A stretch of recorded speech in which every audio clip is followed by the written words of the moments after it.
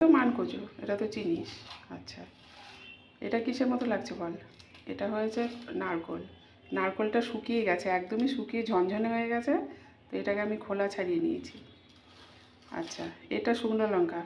প্রত্যেক দিন তোর খাই, কাঁচা লঙ্কা দিয়ে খাই। আজকে ভাবছি একটু শুকনো লঙ্কা ভেজে নিলাম, দিয়ে এটা দিয়ে খাবো, লাল লাল ঝাল ঝাল হবে।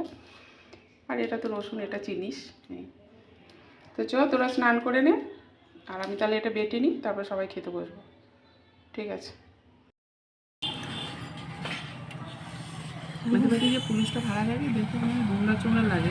বাবু যা, ভাত ফাতগুলো নিয়ে আয়, যা যা।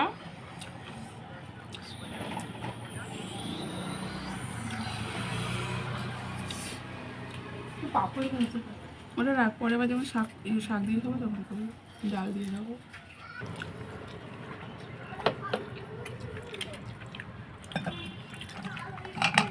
দুধ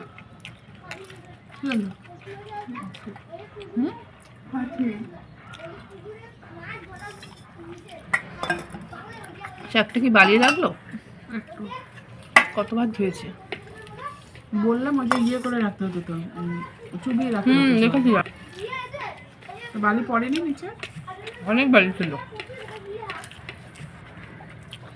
শাকগুলো যদি না বাছতাম, ধর এটা আমি রান্না করতাম না, এটা কোনো রাঁধুনি রান্না করতো, খেতেই পারতিস না। ভেতরে পুরো শাক, সেই দুব্বো দুব্বো দুব্বো দুব্বো দিয়ে ভরে থুয়ে দিয়েছে, দিয়ে